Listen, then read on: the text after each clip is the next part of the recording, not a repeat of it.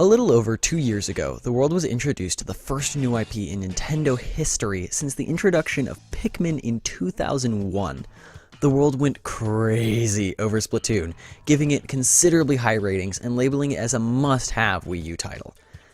I, unfortunately, didn't own a Wii U at the time of the game's release, and was never able to get my hands on the game, and still, to this day, was never able to truly taste Splatoon. However, my hope for trying out the series was finally renewed when at the Nintendo Switch presentation, a sequel to the game was announced in the form of Splatoon 2, and I made sure that it was an experience I wouldn't miss out on. Hello everybody, Ty Culver here, and I have spent many hours gathering data, collecting information, and forming opinions about the newest games around. So, without any further ado, welcome to my review of Splatoon 2.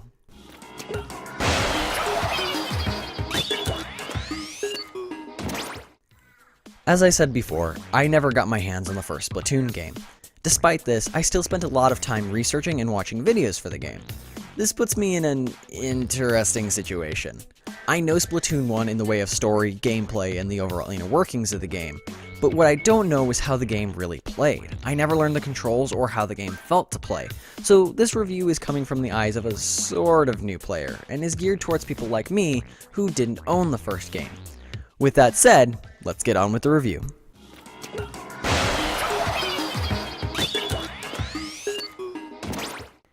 Splatoon 2, and the Splatoon series as a whole, is a unique third-person shooter game that surprisingly isn't about killing people. Instead, you use your weapon of choice to spread your color ink across as much ground or turf as possible. You can then turn into a little squiddy to swim around in said ink, climb up walls in said ink, or recover some of the used said ink. You can also use this form to swim through grates and other grate-like platforms. Overall, there are 4 main modes, all of which use this main core mechanic in a variety of special and unique ways. Online play involves multiple variations of claiming turf in order to achieve a special objective, most commonly being turf war, but also involving the ranked modes as well. The single player has you mowing your way through a variety of levels and multitudes of enemies, and finally, the new Salmon Run puts you and 3 others against a ton of enemies in a special kind of horde battles. Each of these modes puts a special twist on the base mechanics of the game, and are all unique in their own way. However, even more important than these is how the game plays. So what do you say we super jump headfirst into the biggest upsell for Splatoon 2, the gameplay.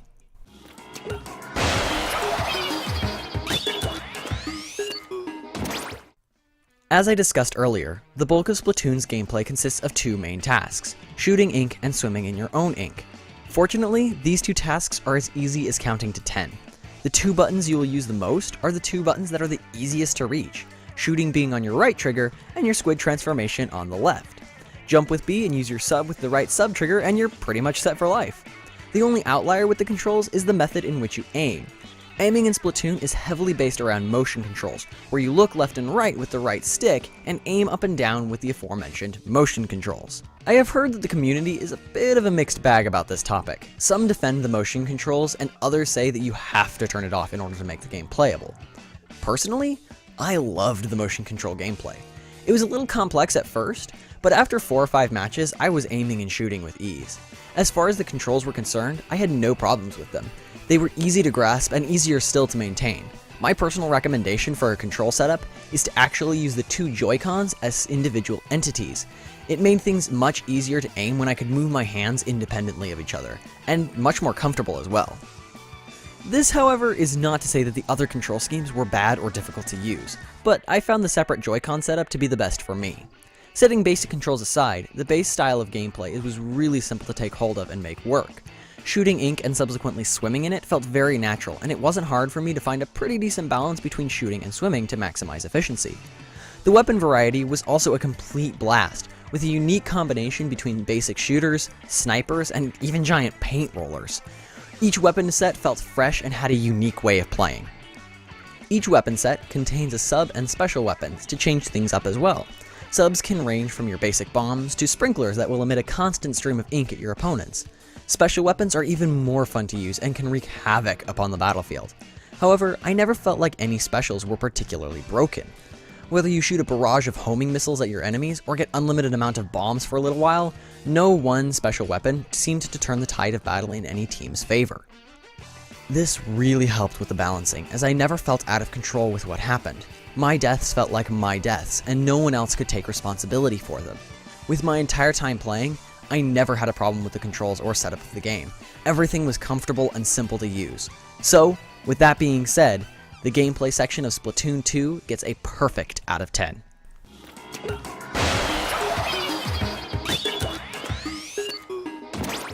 For a long time, I always hesitated to get into the online shooter genre because of two main factors.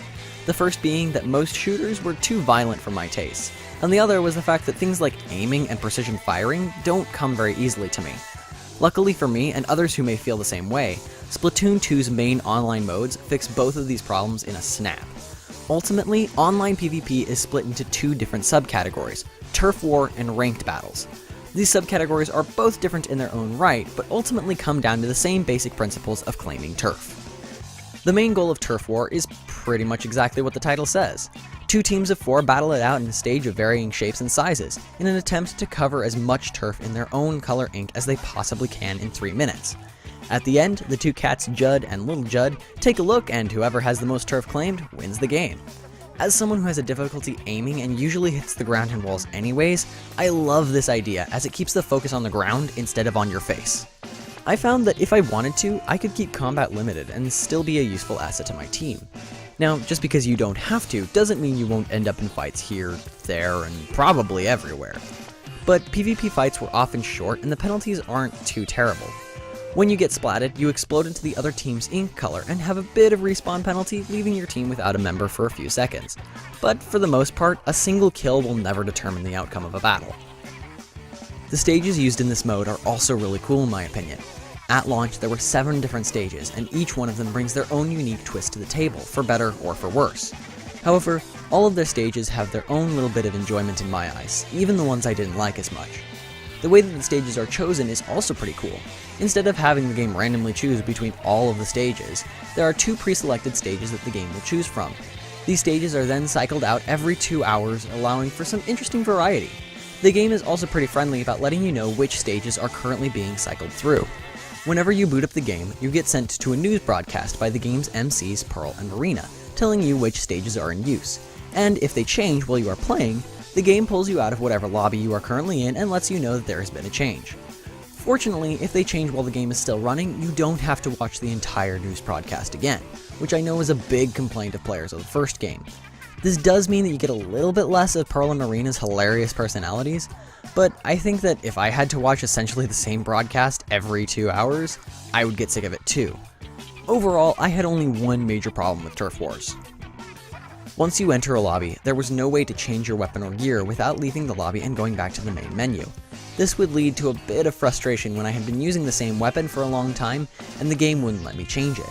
This problem was relatively small though, because I found that usually if I wanted to change weapons, I also wanted to change modes too. Ranked battles work a little bit differently than Turf Wars though. They still cycle out stages every 2 hours, but they also cycle between the 3 ranked modes as well.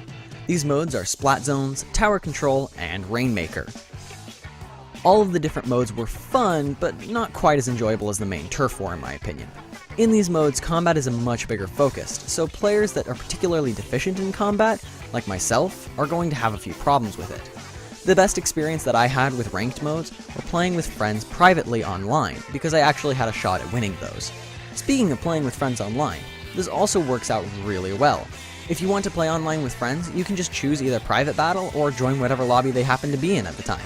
If you play in private battles, you have a lot more freedom, being able to choose the mode and stage that you play. As far as local play is concerned, I've been told it's more of the same, but I didn't get to try it out because I don't have any friends who own a Switch, own Splatoon 2, and live nearby. The few problems I had with the online multiplayer battles, however, were not enough to turn me away. All these modes were extremely fun to play, especially with friends. My close friend and I have spent literal hours playing together, and neither one of us are ready to give up yet. So, with that being said, the online multiplayer battles of Splatoon 2 gets an excellent out of 10.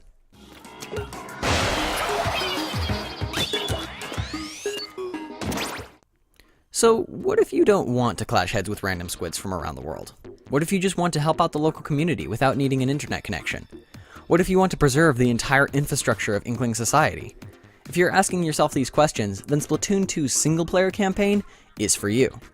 The single player is relatively simple and is pretty much a reprise of the single player events from the first game. You search the hub for the various kettles in order to enter levels, do some sort of platforming / combat based mission, spotting octopi as you go, and finish each level collecting the zapfish at the end.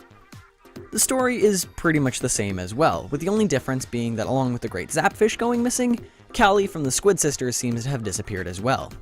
As far as the level design goes, each level is simple and relatively short, but provides something unique to the table every single time. One thing that the game does to shake things up is include a new feature called Sheldon's Request. This makes it so that the first playthrough of any given level, you'll be asked to use a specific weapon for the entirety of the level. I really liked this feature, as it got me to use weapons I wouldn't normally consider, like chargers and blasters, in situations I didn't originally know possible. These made me curious to check them out in multiplayer as well, and added a little bit of variety to my gameplay experience. Also, throughout each level is not one, but 2 different collectibles in the form of Sardinium and the returning Sunken Scrolls. Finding these is not an easy task. Even when I felt like I had explored the entire stage to its fullest, there were many times when I would come out of a stage and I hadn't collected either. You can also find Krusty Sean tickets within single player, which allow you to get food that will grant abilities in multiplayer, such as increased EXP and money for battles. The bosses in single player, while strange, are also pretty fun and well thought out. Sheldon's Request is also active during boss fights, so sometimes bosses are very clearly made with a specific weapon in mind. And I have to say that fighting a giant roller samurai with a roller was more than fun.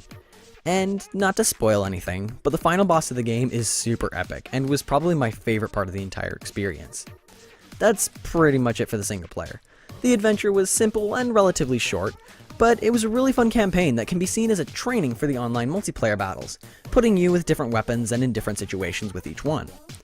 I do wish there was a little bit more to the whole experience, but what was there didn't disappoint. With that being said, the single player campaign for Splatoon 2 gets an excellent out of 10.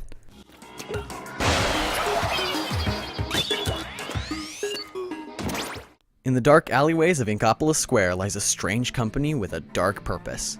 Grisco Industries forces young squids to go out onto a reclusive island and kill off hundreds of salmonid in order to collect their unborn children. Anyone who would even think about participating in such a horrible task is a monster indeed. But it's super fun and the rewards are great, so let's jump into some Salmon Run.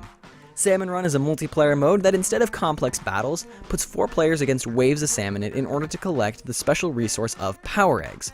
When putting together all the modes of Splatoon 2, Salmon Run outshines them all.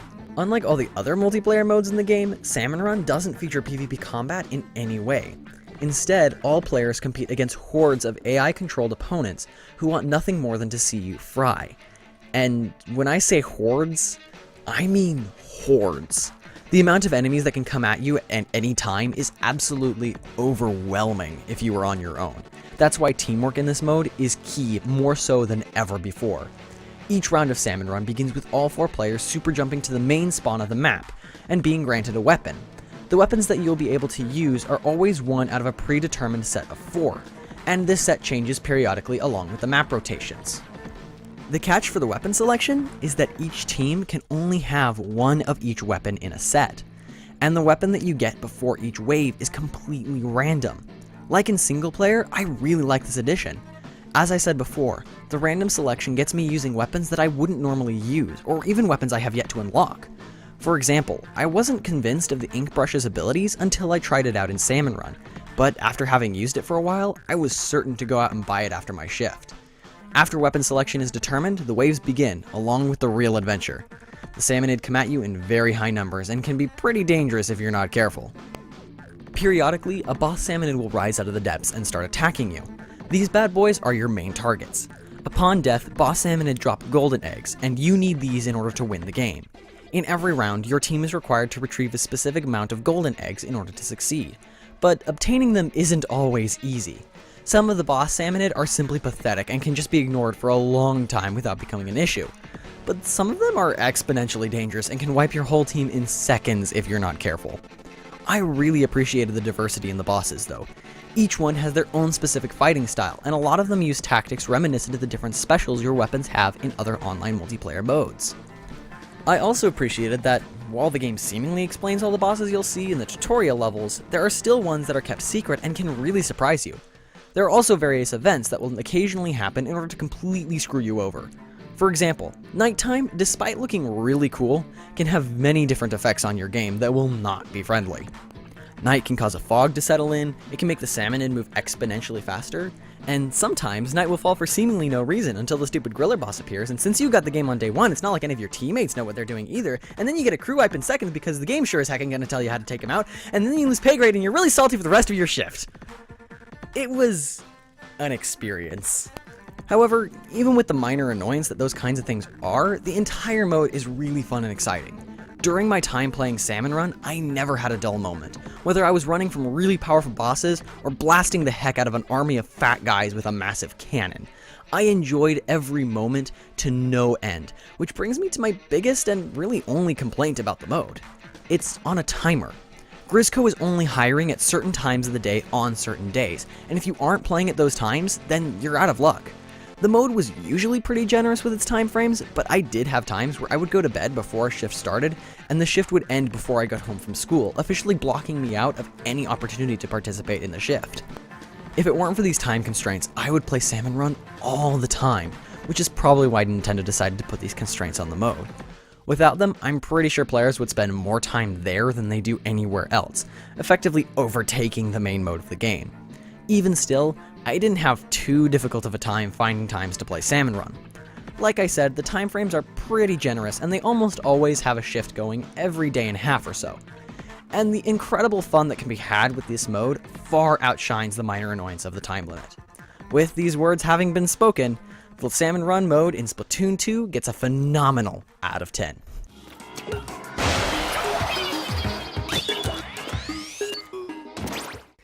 If you couldn't tell just by watching this review up to this point, Splatoon 2 looks amazing.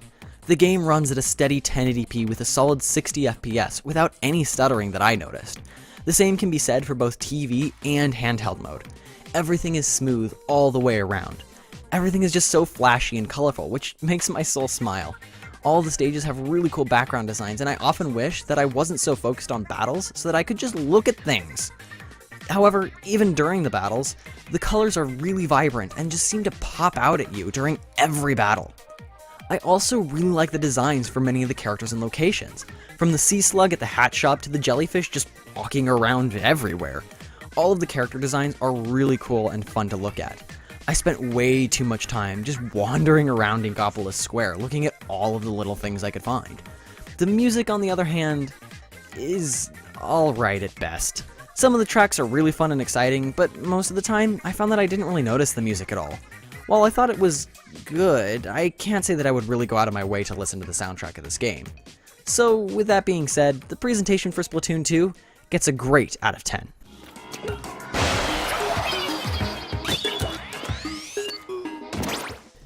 Splatoon 2 is a terrific game. It's one of those situations where it's easy to pick up and play, but very difficult to master. Even if you don't want to get into the competitive scene, there is a place for you in Splatoon 2. So, with everything being taken into account, and all that being said, the combined game for Splatoon 2 for Nintendo Switch gets a phenomenal out of 10. The game feels good to play and looks amazing and is generally a really good time all the way around. Other than the few issues I've already expressed in this review, I didn't notice any problems. At all. If you own a Switch, you have no good reason not to get this game. And if you don't own a Switch, go and get one so that you can get this game. It was just that good, and I can promise you that it will be well worth it.